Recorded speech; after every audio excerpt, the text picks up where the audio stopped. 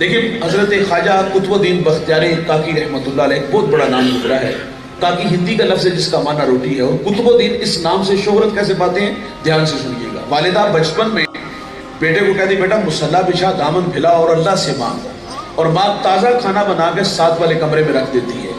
بیٹا جو ہے وہ ساتھ والے کمرے میں جا کے کھانا کھاتا ہے, اور کبھی کبھی ماں سے اظہار بھی کرتا ہے, ماں اللہ مہربان کتنا ہے, میں اس کے حضور دامن پھیلاتا ہوں, وہ مجھے تازہ کھانا دیتے ہیں. ماں خوش ہوتی کہ میرے بیٹے کا رب کے ساتھ توکل کا رشتہ جڑ گیا. یہ مشق کافی دیر جاری رہی.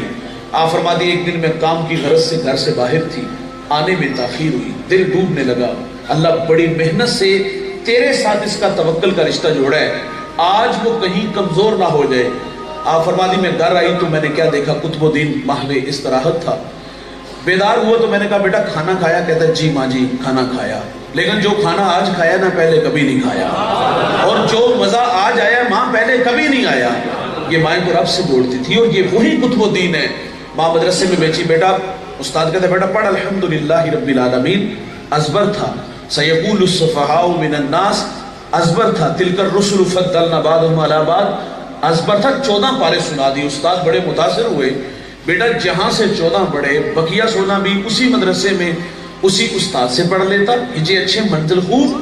تو عرض کی استاد جی میں نے کسی مدرسے میں کسی استاد سے زانو تلمس طے نہیں کیے. تو فرمایا بیٹا یہ دولت کہاں سے آئی؟